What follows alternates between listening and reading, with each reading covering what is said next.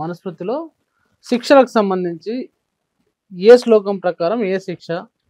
మీరు అన్నారు కదా ఇప్పుడు శూద్రులకు, అదేవిధంగా బ్రాహ్మణులకు. ముఖం నుంచి పాదాలు వచ్చే, ముఖం నుంచి బ్రాహ్మణులకు, బాహుల నుంచి క్షత్రియులు అనేటువంటిది మనకి వేదాల పురుష సూక్తంలో ఉంది.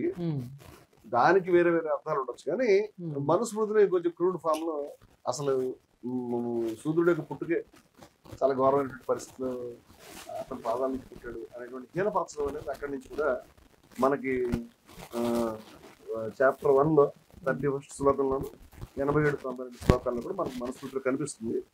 ఇక బ్రాహ్మణ గురించి బ్రాహ్మణులు అంత గొప్పవాళ్ళు, ఇంత గొప్పవాళ్ళు, బ్రాహ్మణులు భూమి మీద దేవతలు, అసలు అలాంటి వాళ్ళు లేనే లేరు. మనుషుల్లోనే శ్రేష్ఠులు, కులాలన్నింటిలో శ్రేష్ఠులు అనేటువంటి డబ్బా అనేది సర్వం వై బ్రాహ్మణో అర్హతి, మొత్తం అన్నిటికీ బ్రాహ్మణుడికి అర్హత ఉంది. అసలు ఈ బ్రాహ్మణుడి డబ్బా గురించి మనుషులు రాయబడి బ్రాహ్మణుడి యొక్క గొప్ప చేయడం గురించి. బ్రాహ్మణుడు అనగానే భయపరిచిపోతాడు మనస్ఫూర్తిగా. ఇక అతనికి ఏ రకమైనటువంటి హక్కుని ఆపాదిస్తాడు, ఏ రకమైనటువంటి అధికారమైన ఆపాదిస్తాడు, మిగతా వాళ్ళందరినీ కూడా ఎంత హీనమైన పరుస్తాడు ఆ విషయానికి వచ్చేసరికి. ఇలాంటి గొప్పలు చెప్పడం అనేది ఉన్నది. ఈ బ్రాహ్మణ భజనకు సంబంధించి చాలా విస్తారంగా అవిద్వాంశ్చైవ విద్వాంశ్చైవ, చదువుకున్నప్పటికి తెలిసినా తెలియకపోయినా బ్రాహ్మణో దైవతం మహత్, బ్రాహ్మణుడు అనేవాడు దేవుడు. అంటే పోన్లే చదువుకున్నాడు కాబట్టి గొప్పడు అంటాడేమో అని చూస్తే అది కూడా లేదు. చదువుకుపోయిన గొప్పడారట, తెలిసిన గొప్పవాడు, తెలియకపోయిన గొప్పవాడు. బ్రాహ్మణుడికి పుట్టితే సార్ ఈ నీచమైనటువంటి వ్యవహారం అనేది చాలా మనకి చాలా అసహ్యం పుట్టించే విధంగా ఉంటుంది. మనకి ఈ రకమైనటువంటి దుర్మార్గమైన పేర్లు పెట్టుకోవాలి. శూద్రస్య జుగుప్సితం, జుగుప్స కలిగే విధంగా ఉండే పేర్లు పెట్టుకోవాలి. శూద్రులు అంటే దళితులు కాదు, మాత్రమే కాదు, వాళ్ళు ఇంకా అతి శూద్రులు. ఇంకా చెప్పాలంటే శూద్రులు అంటే కోమట్లు, సరే క్షమించాలి, రెడ్లు, కమ్మవాళ్ళు, వెలమలు, వీళ్ళంతా కూడా శూద్రులే కదా. వీళ్ళకి కూడా గౌరవమైన పేరు పెట్టుకునే అర్హత లేదు మనుస్మృతి ప్రకారం. అంచేత నేను చాలా మీటింగ్స్ చెప్పాను, అసలు మనుస్మృతి తగలబెట్టడం ద్వారా అంబేద్కర్ దళితులకు సాయం చేశాడని ఎవరు అనుకుంటే చాలా తప్పదు. రెడ్లు, కమ్మవాళ్ళు, కాపులు, వెలమలు అందరూ కూడా మాకు ఎంత ఉపకారం చేశాడు, మాకు గౌరవం తీసుకొచ్చాడని ఆయన మనం మెచ్చుకోవాలి. ఎందుకంటే ఆయన చేసిన ఇప్పుడు ఇవాళ ఆర్ఎస్ఎస్ లో లేకపోతే ఈ మనుస్మృతి మా హృదయం అని చెప్తున్నటువంటి వాళ్ళ సమాజంలో ఉన్నటువంటి 3 వర్ణాలు, బ్రాహ్మణ, క్షత్రియ, వైశ్య, వాళ్ళ కూడా అసమానతలు ఈ కమ్యూనిటీలో ఉన్నాయి, వాళ్ళ మధ్యలో కూడా ఉంది. వీళ్ళంతా కలిపితే ఉండేది అటు ఇటుగా చెప్తే 6-7%, 8% దాకా 92% మన ప్రజానీకానికి ఏ రకమైన మానవ హక్కులు, గౌరవము, మర్యాద, ప్రతిష్ట ఏమి నిరాకరించి పరమ నీచంగా మాట్లాడినటువంటి స్మృతి మనుస్మృతి. అంబేద్కర్ చాలా కరెక్ట్ గానే దాన్ని టార్గెట్ చేశాడు, రెండో మాటలేదు. అది చేయకపోతే కనుక హిందూ సమాజం ఎక్కడ ఉంటుందండి? హిందూ సమాజానికి ఎంత ఉపకారం చేశాడు ఆయన. హిందూ అనేటువంటి వాడు గర్వించాలి ఆయన చేసిన ఉపకారం కానీ నేను అనుకుంటున్నాను. ఎందుకంటే కాళ్ళకున్న సంఖ్యలు తీసేసాడు, 92% మంది జనాన్ని విముక్తి చేశాడు. ఎంత పెద్ద విషయం అది. శూద్రుడికి ఖచ్చితంగా దాస్యం తప్పితే మరొక రకమైనటువంటి వ్యవహారం లేదు.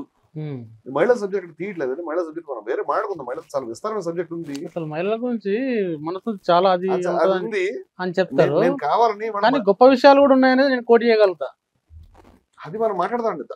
ఖచ్చితంగా గొప్ప విషయాలు ఉన్నాయా, ఉంటే ఏమన్నారు, అవన్నీ కూడా మనం ప్రచారంలో ఏం అంశాలు నేను రిక్వెస్ట్ చేసేది ఏంటంటే, మీరు మొట్టమొదటి మనం మాట్లాడుకుంటూ కేవలం కులానికి పరిమితం అంటున్నాం, కేవలం సబ్జెక్ట్ విస్తరించకుండా ఉండడానికి లేడీస్ సంబంధించిన సెషన్ వేరే పెట్టుకుంది.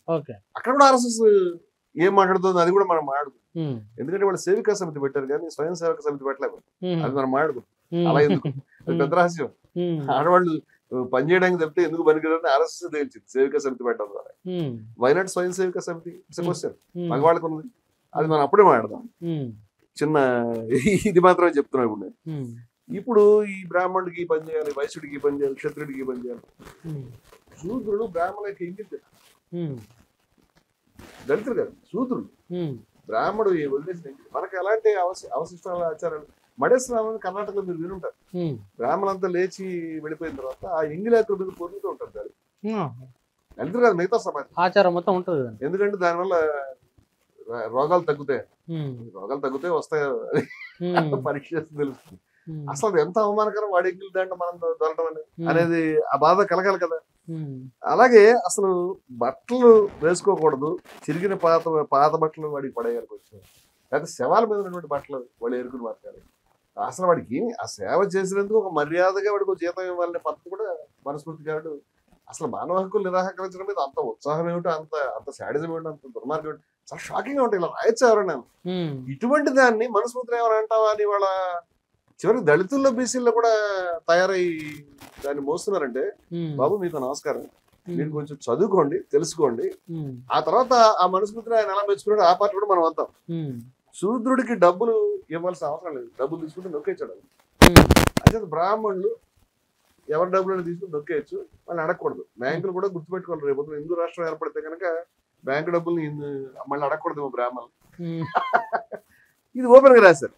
ఇక పెళ్లిని ఎవరిని పడితే వాళ్ళని పెళ్లి చేసుకోవచ్చు, శూద్ర స్త్రీని బ్రాహ్మణుడు పెళ్లి చేసుకోవడం అనేది వాళ్ళకి నచ్చే పని కాదు. మిగతా అందరూ స్త్రీలు పెళ్లి చేసుకోవచ్చు, కానీ వాళ్ళు కూడా చేసుకోవచ్చు. కానీ వాడికి కొన్ని సెక్షన్లు విధించారు. మిగతా అన్ని విషయాల్లో మాత్రం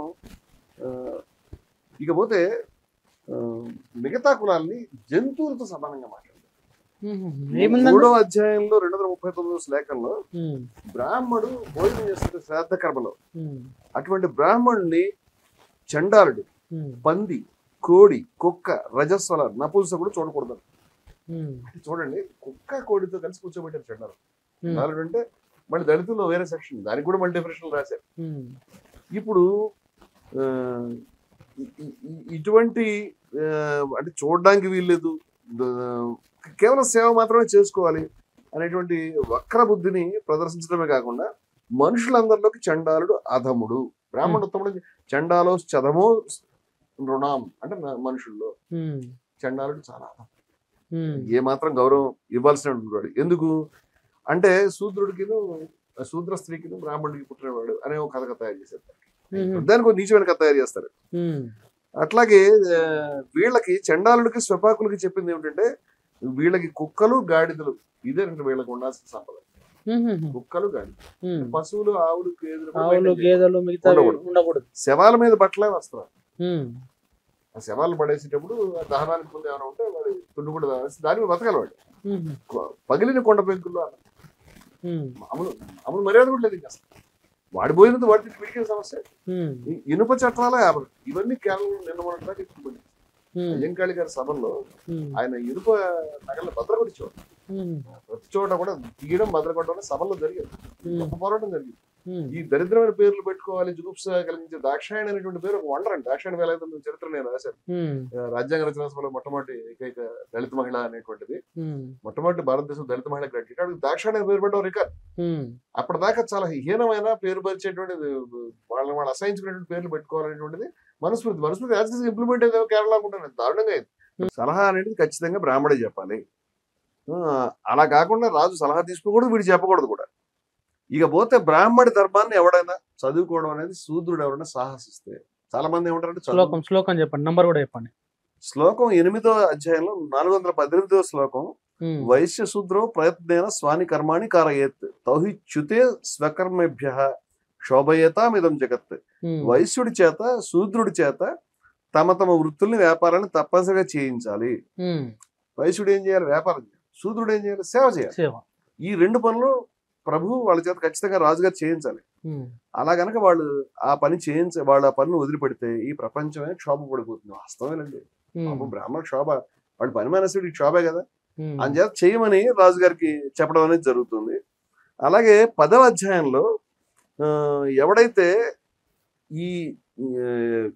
ఎవరైతే ఈ యొక్క కర్మల్ని చేయడో, హీన జాతిలో పుట్టి కూడా ఆ విధించిన కర్మల్ని చేయకపోతే కనుక రాజుగారు వాడి డబ్బంతా గుంజుకుంది. రాజుగారు చూసుకోవాలి, ఎవడు చేయట్లేదు. వాడి మొత్తం ప్రాపర్టీ సీజ్ చేసి వాడిని దేశం నుంచి తని తగిలేదు. ఆ రాజ్యంలో పని చేయకుండా ఉండేవాడు, బ్రాహ్మణులకి ఉచితంగా సేవ చేయకుండా ఉండేవాడు, క్షత్రియులకి ఉచితంగా సేవ, అలాంటి వాడు ఉండడానికి లేదు. శూద్రుల పట్ల ఖచ్చితమైన అణచివేతను అమలుపరచాలి రాజుగారు కూర్చుని అనేది. ఇక స్త్రీల గురించి మనం ఇప్పుడు చెప్పుకోకూడదు అనుకున్నాం, కానీ వాళ్ళ స్వభావమే వ్యభిచారం అని చెప్పాడు, అదంతా మనకు వేరే.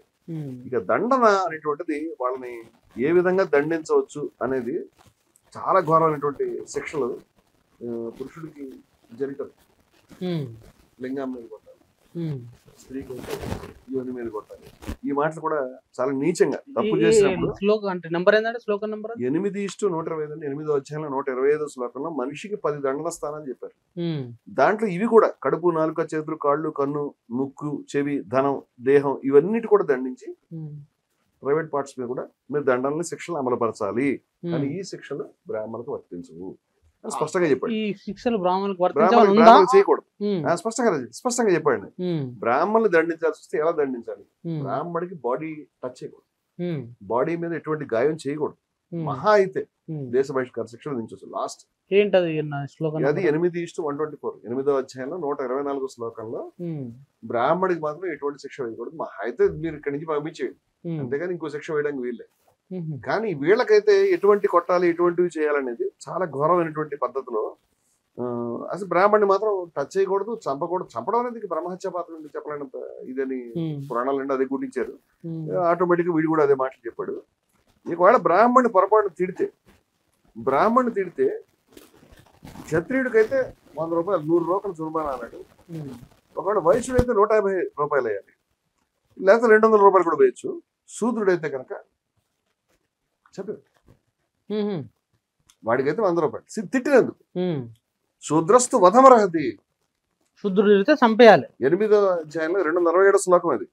వధ అంటే కొంతమంది వ్యాఖ్యానకర్తలు వధ అంటే కొట్టమనే రాశారు అని కొంచెం మార్చి పాలిష్ చేస్తుంది. ఎందుకంటే పాలిషింగ్ అన్నా కదా, అదంటే చంపమని. వధమరహతి చంపమని చెప్తాడు స్పష్టంగా. ఇప్పుడు ఒకవేళ బ్రాహ్మణుడు తిడితే, బ్రాహ్మణుడు తిట్టారు దానికి ఏదో 100 రూపాయలు.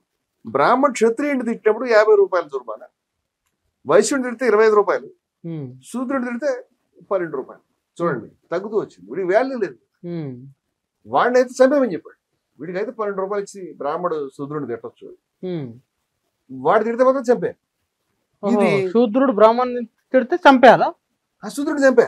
ఏ శ్లోకం అండి అది? అది 8:267 శూద్రస్తు వధమర్హతి, వధ చేయడానికి అర్హుడు, చంపేయాలి. ఇది అలాగే శూద్రుడి పైన ఈ కక్ష అనేటువంటిది అసలు ఎంత దాకా వెళ్ళిందంటే, బ్రాహ్మణ్ణి తీవ్రంగా తిడితే నాలుగు కొయ్యాలి అని. ఎందుకు నాలుగు కొయ్యాలి అని చెప్పాడంటే, వీడు హీనమైన పాదం నుంచి పుట్టాడు. ఈ మాట కూడా పదే గుర్తు చేస్తాడు. అవమానకరమైన మాటని, పాదం నుంచి పుట్టాడు అనేటువంటి మాట మళ్ళీ గుర్తు చేస్తాడు.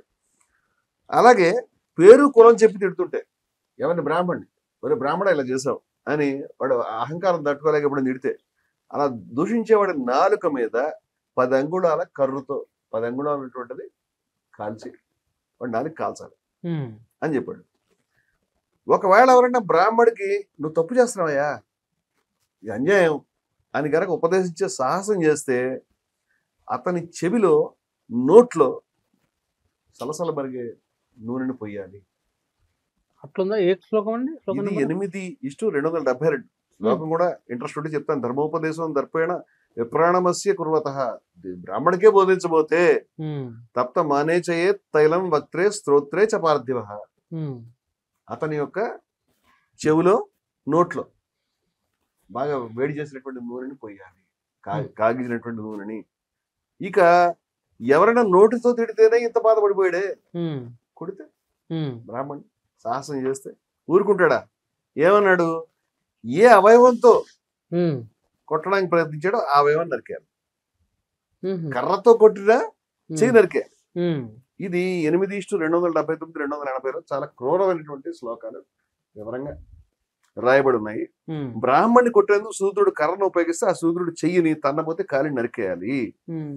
ఇక శూద్రుడు వచ్చి బ్రాహ్మణ పక్కన కుర్చీ ఖాళీగా ఉంది కదా అని కూర్చుంటే, సమానంగా కూర్చుంటే సమానంగా కూర్చోవచ్చా? కుదరదు కదా. శూద్రుడు దళితుడు కాదు. రెడ్లు వెలవలకి కాపులకి వర్తిస్తుంది ఈ విషయం. అది మనం అర్థం చేసుకోవాలి. ఆ విషయాన్ని చాలా మర్చిపోతున్నారు దీన్ని. ఒకవేళ కనుక బ్రాహ్మణుడితో సమానంగా కుర్చీలో కూర్చునే ప్రయత్నం కనుక చేస్తే, అతను కూర్చున్నందుకు నడుము మీద కర్రతో కాల్చి వాత పెట్టాలి, లేకపోతే పిర్రలను కోసేయాలి. అట్లా ఉందా? ఇది 8వ అధ్యాయంలో 281 శ్లోకంలో సహాసనం అభిప్రేప్సు ఉత్కృష్ట శ్యాప కృష్ణజః కట్యాం కృతాం కో నిర్వాస్య స్పిచం వా అశ్యాపకర్తయేత్. అతని యొక్క దీన్ని చేయాలి. ఒకవేళ బ్రాహ్మణుడి మీద ఉమ్మేస్తే, బ్రాహ్మడి యొక్క ముఖం మీద ఉమ్మేస్తే శూద్రుడి యొక్క 2 పెదవులను కోసాడు. బ్రాహ్మడి పైన మూత్ర విసర్జన చేసి అవమానిస్తే అంగాన్ని ఛేదించాలి. బ్రాహ్మడి పైన శూద్రుడు తట్టుకోలేక ఏదైనా ఆరోగ్య పరిస్థితి వాళ్ళకి అపానవాయువు ఊడిస్తే ఆ శూద్రుడి యొక్క ఉదమును కోసాడు. అంటే మల విసర్జన అవయవానికి వచ్చాయి. ఏంటి ఏంటది? ఇదంతా 8 అధ్యాయాలు 242. బ్రాహ్మడి జుట్టు పట్టుకుంటే ఆ శూద్రుడి చేతులు నరికాడు. బ్రాహ్మడి పాదం, గడ్డ, మెడ ఇలా ప్రైవేట్ పార్ట్స్ ని పట్టుకుని కలబడినప్పుడు లాగితే చేతులు నరికామని చెప్పాడు. ఇది చాలా దారుణంగా. స్త్రీలను అయితే కుక్కలకు తినిపించమన్నాడు. అది వేరే స్త్రీల టాపిక్ వచ్చినప్పుడు మాట్లాడుకుందాం. ఇంత ఘోరమైనటువంటి మనుస్మృతి గురించి మనం అసలు మనుస్మృతిలో ఏ శ్లోకం బాగుంది బాగాలేదు చర్చ వేస్ట్ అండి. మేము చర్చ చేసినప్పుడు రావుపూడి వెంకటాద్రి గారిని, గాంధీ వెంకట సుబ్బయ్య వీళ్ళంతా కూడా చర్చలోకి వచ్చారు. వాళ్ళు కూడా చాలా విషయాలు మాట్లాడారు. ఇదంతా కూడా మా దగ్గర పుస్తకాల్లో ఆ మనుస్మృతి మీద చర్చ కూడా అవైలబుల్ గా ఉంది. ఆశ్చర్యం ఏంటంటే ఇవాళ బీసీలకి, ఎస్సీలకి, ఎస్టీ పిల్లలకి అసలు ఏం జరిగింది తెలియదు. అంటే మీరు చెప్పిన దాంట్లో చాలా క్లియర్ గా ప్రతి దాంట్లో శూద్రులు అనే పేరుతోటి ఈ బీసీలను గాని, కమ్మలను, రెడ్లను, వెల్లమలను వీళ్ళందరికీ కూడా ఇంత అది ఉంటే మళ్ళీ అతిశూద్రులు అంటే ఇక దీన్ని కూడా చెప్పగలదు. ఇంకా అసలు అవును, శూద్రుల మీద ఇంత వ్యతిరేకత మీరు కరెక్ట్ పాయింట్ చెప్తున్నారు. అతి శూద్రుల గురించి అయితే ఇంకా అసలు మనకి అసలు వాళ్ళు మనుషులే కాదు వీళ్ళ దృష్టిలో. అంచేత అంబేద్కర్ దళితులకు ఉపకారం చేసేయడం, చాలా మంది మనుస్మృతి కాల్చేయడం. రెడ్లు కూడా ఇదేదో మన సబ్జెక్ట్ కాదు వాళ్ళ సబ్జెక్ట్ అనుకుంటారు.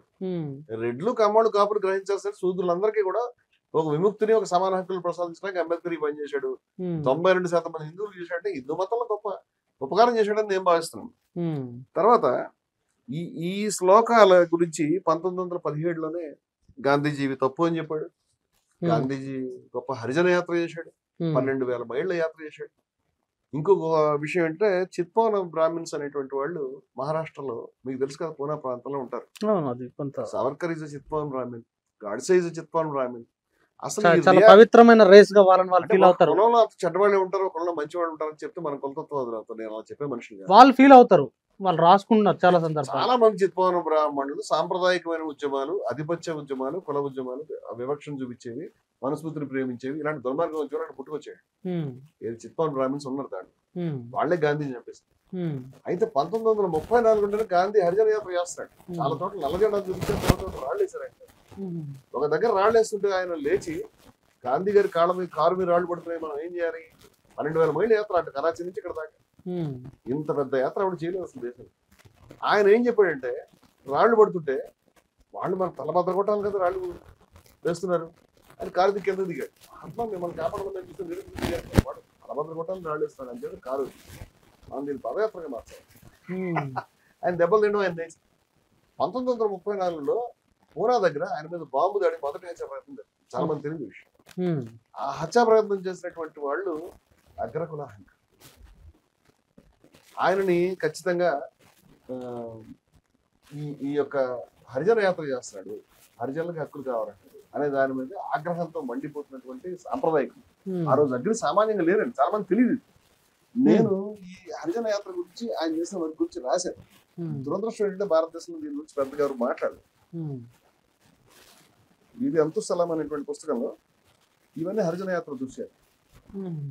ఆయన బావుల్ని లేకపోతే దేవాలయాల్ని ఓపెన్ చేయడానికి చాలా తీవ్రమైనటువంటి శ్రమ ఆయన పడ్డారు. ఆయన మీద మొదటి హత్యా ప్రయత్నం గాడ్సే చేసింది కాదండి, చిత్పావన బ్రాహ్మిన్స్ ఎవరు చేసింది నా ఉద్దేశంలో. దానికి ఆధారం లేదు. కానీ పూనా ప్రాంతంలో మొదటి బాంబు దడిచింది, ఆయన కారు మీద బాంబు వేశారు. అది ఎవరు చచ్చిపోలేదు అదృష్టవశాత్తు. గాంధీ గారు బాధపడే మాటలు ఏమనంటే, ఈ కారులో ఆడవాళ్ళు ఉన్నారు, ఆయన భార్య కూడా ఉంది, అదే కాకుండా ఆ టూర్లో వస్తున్న వాళ్ళు ఉన్నారు, నన్ను చంపదలుచుకుంటే నన్ను చంపడం, మీరు అందరి మీద మీరు ఈ విద్వేషం చూపిస్తున్నారు అని, ఇది కరెక్ట్ కాదు కదా అని వాళ్ళు దాన్ని గాంధీ గారి మాట వాళ్ళు పట్టించుకున్నట్టున్నారు. ఈసారి కేవలం ఆయనకే టార్గెట్ పెట్టారు. 48లో వరుసగా ప్రయత్నాలు చేస్తుంది అంటే కూడా మళ్ళీ చిత్పావన్ గ్యాంగ్ అదే ప్రాంతం వాళ్ళు ఉన్నారు, అది గమనించాలి. ప్రతిసారి చిత్పావన్ అనే కోట్ చేస్తున్నారు. అంటే అదే ప్రాంతం నుంచి, పూనా ప్రాంతం నుంచే ఎక్కడ మొదటి హత్యా ప్రయత్నం జరిగింది. మొదటిది కాదు, సౌత్ ఆఫ్రికాలో కూడా ఆయన అటెంప్ట్స్ జరిగినాయి, భారతదేశంలో కూడా జరిగినాయి. ఒక అటెంప్ట్, ముఖ్యమైన అటెంప్ట్. ఆయన కనుక ఆ దాడిలో చనిపోయి ఉంటే దళితుల హక్కుల గురించి పోరాడుతూ చనిపోయినటువంటి ఒక గొప్ప అమరవీరుడు అయ్యాడు. చిత్పావన్ బ్రాహ్మిన్స్ కి సంబంధించి, చిత్పావన్ బ్రాహ్మిన్ కావచ్చు, ఎవరైనా కావచ్చు, ఒక కులం అంతా చెడ్డవాళ్ళు, ఒక కులం అంతా మంచివాళ్ళు, మతం అంతా చెడ్డవాళ్ళు, మతం అంతా మంచివాళ్ళు ఉండరని కదా మన సిద్ధాంతం.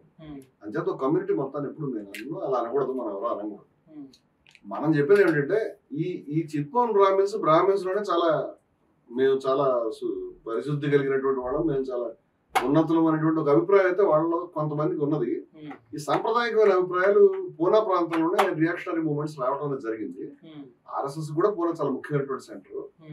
ఇప్పుడు గాడ్సే అక్కడి నుంచి వచ్చాడు, సావర్కర్ ఇల్లు కూడా అక్కడే ఉన్నది. సో హిందూ మతోన్మాదానికి కుల వివక్ష ఎక్కువ చూపించే వాటికి ఇది కేంద్రంగా ఉంటున్నది. మనం దాన్ని కాదని. గాంధీ గారి మీద హత్యా ప్రయత్నం అదే ప్రాంతంలో జరిగింది అని చెప్తున్నాడు. సో ఈ హత్యలో కూడా గాడ్సే యొక్క ప్రమేయము లేకపోతే మరెవరి ప్రమేయమైనా అతని ఇన్స్పైరర్స్ ఎవరైనా ఉందేమో దాన్ని ఎప్పుడు కూడా ప్రాపర్ క్లోజ్ జరగలేదు. అది అలా ఉండిపోయింది చరిత్రలో.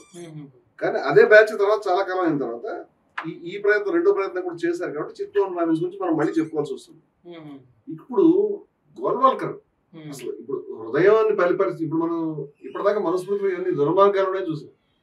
గాంధీ గారికి ఇది అభ్యంతరం అని చెప్పారు, అంబేద్కర్ దాన్ని తగలబెట్టాడు అని చెప్పారు. ఇదంతా బాగానే ఉంది.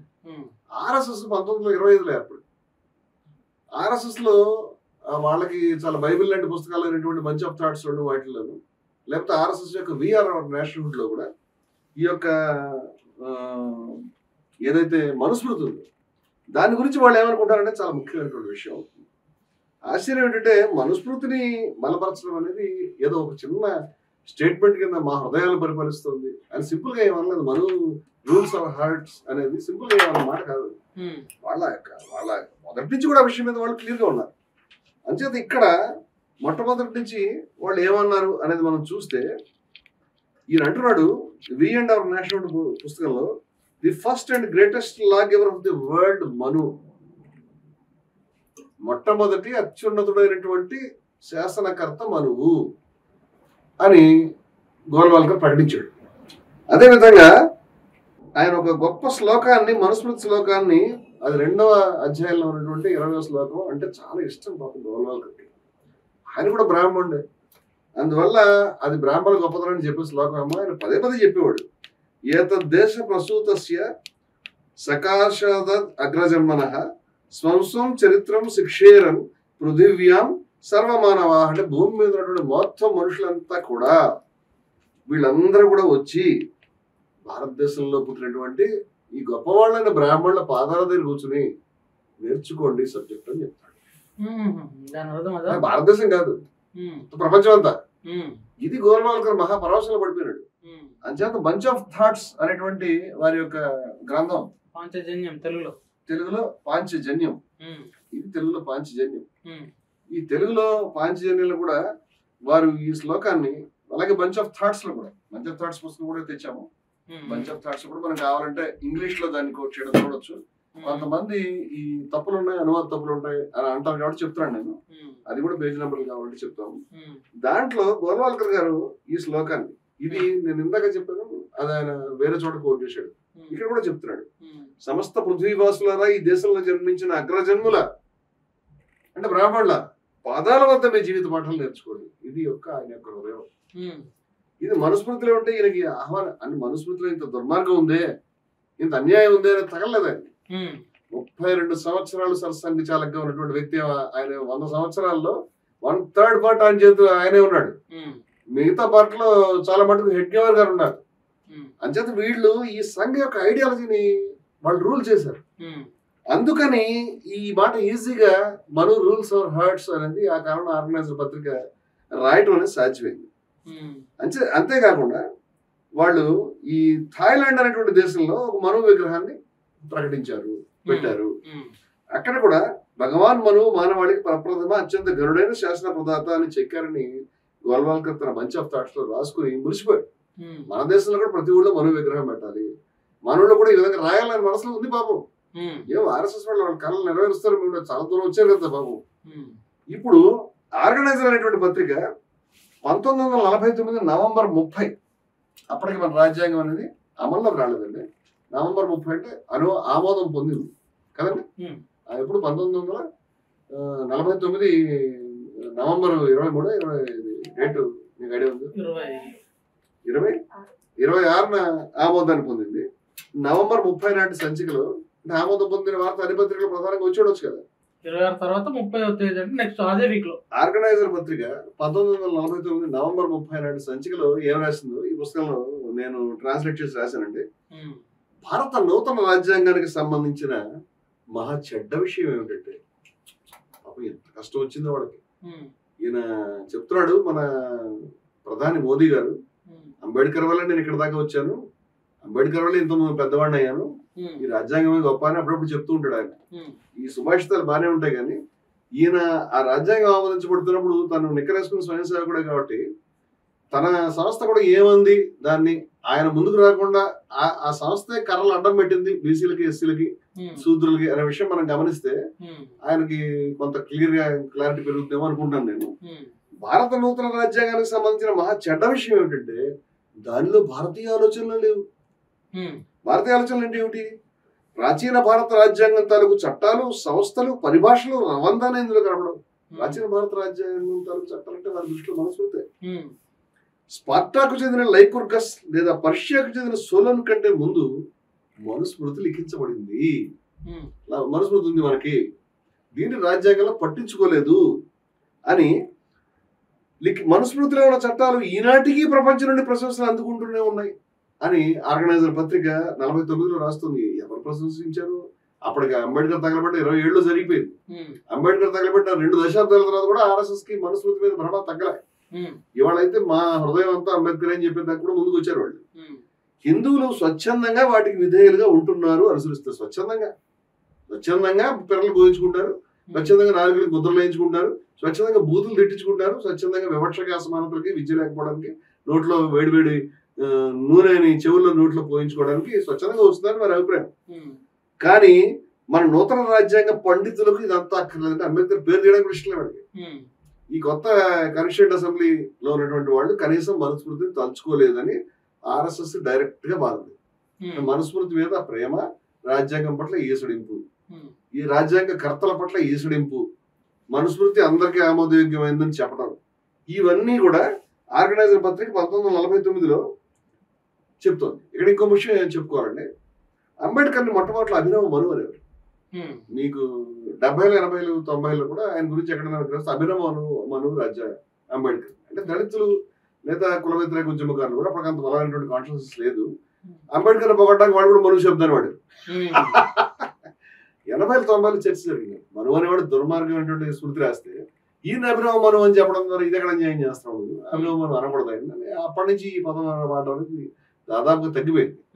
అభినవ మను వాడటం అనేది జరిగింది కాబట్టి ఆర్గనైజర్ పత్రిక ఈ 1950 జనవరి 11 సంచి అంటే 1950 జనవరి అంటే మనకి కరెక్ట్ గా రాజ్యాంగం మనకి అమల్లోకి 26న వచ్చింది. ఈ జనవరి 11 అనేటువంటి దాంట్లో అంటే రాబోతుంది ఫైనల్ అయిపోయింది అనమాట. అప్పటికైనా కేఏడిపి శాస్త్రి అనేటువంటి ఆయన ఏమని రాశాడంటే అంబేద్కర్ అభినవ మను అంటాం అనేది నచ్చలేదు. గలివర్ కథలు మీకు తెలుసు కదా, గలివర్ కథల్లో ఇద్దరు ఉంటారు, లిల్లీపుట్స్ అంటే ఇంతే ఉంటారు. ఈ గలివర్ ఎక్కడో ద్వీపానికి వెళ్తే లిల్లీపుట్స్ ఉంటారు. ఇంకోసారి ఆయన వెళ్తే బ్రాబ్డింగ్ అని మహాకాయలు ఉంటారు. ఇప్పుడు ఈయన చిన్నగా ఉంటాడు ఆ కథలో, చిన్నపిల్లలకు బాగుంటాయి కథలు. ఈయన అంటున్నాడు an instance of depicting a Lilliput as Bobbing Nang. Ambedkar ఒక లిల్లీపుట్, ఆయన మహాకాయుడు అంటే మనువుతో పోలుస్తాడు. బాబ్డింగ్ నాంగ్ అంటే మహాకాయుడు, ఎవరంటే మనువు. Ambedkar after all Lilliput. ఈ మాటలు ఆర్గనైజర్ పత్రికలు రాశారు. రాజ్యాంగ అమల్లోకి వస్తున్నటువంటి వేళ ఏమని చెప్పారంటే అసలు ఇంకో మాట కూడా రాశాడు, ఇట్ బార్డర్స్ ఆన్ రెడిక్యూల్ అంటే జోక్ అని చెప్పాడు. దేని జోక్ అని? To put Ambedkar on par with the land and god like Manu, దేవుడి లాంటి జ్ఞాని అయినటువంటి గాడ్ లైక్ మను, అటువంటి మనువుతో అంబేద్కర్ని పోల్చడం అనేది రెడిక్యూల్, ఒక పరిహాసం, జోక్. ఎంత సాహసం అని వీళ్ళకి. నేను అడుగుతున్నా, ఈ మాటలన్నీ రాసి ఈ మనుస్మృతిని ఎంతగా ప్రేమించి సూత్రుల్ని అణచివేతని చెప్పి మా హృదయాలు అదే ఉందని ఇంత స్పష్టంగా రికార్డుగా ఉంటే ఇవాళ మనుస్మృతిని చదవు, నీ నీ నీ వివక్ష, నీ యొక్క సంఖ్యలు భద్రకొనడానికి ఎంతమంది శ్రమ, ఎంతమంది త్యాగం, ఎంతమంది బాధ అవసరమైంది, ఎన్ని వందల పోని. ఇవాళ నేను కుల వ్యతిరేక పోరాట చరిత్ర 5000 సంవత్సరాల కుల వ్యతిరేక పోరాట చరిత్ర నేను 2005లో బీసీల కుర్చీలపై అగ్రకుల కబ్జా అనే దాంట్లో కులానికి వ్యతిరేకంగా చాలా వివరంగా రాశానండి. 2005లో రాసినప్పుడు ఎంతమంది కుల వ్యతిరేక ఉద్యమకారులు ఉన్నారు, ఎన్ని పోరాటాలు చేశారు నేను వివరంగా రాశాను. నామదేవ్ గాని, తుకారాం గాని, లేకపోతే నందనార్ గాని, వీళ్ళందరి యొక్క చరిత్రలు, భాగ్యరెడ్డి వర్మ గాని, లేకపోతే బసవేశ్వరుడు గాని, వీరబ్రహ్మేంద్ర స్వామి గాని, ఎంతమంది వరకు జరిగిందండి. ఉపనిషత్కారుల దగ్గర నుంచి వాళ్ళ దాకా ఎంతమంది పని జరిగింది. నేను ఈ చరిత్ర అంతా రికార్డ్ చేయడానికి చాలా వేగంగా ఒక ప్రయత్నం చేశానండి. ఇప్పుడు 80,000 లక్షల కాపీలు వేసిన పుస్తకాన్ని. దాంట్లో నేను అడుగుతున్న ఆర్ఎస్ఎస్ యొక్క శాఖలు, ఆర్ఎస్ఎస్ సాధించారు ఎప్పుడైనా ఈ కుల వ్యతిరేక ఉద్యమకారులు తలుచుకున్నారా?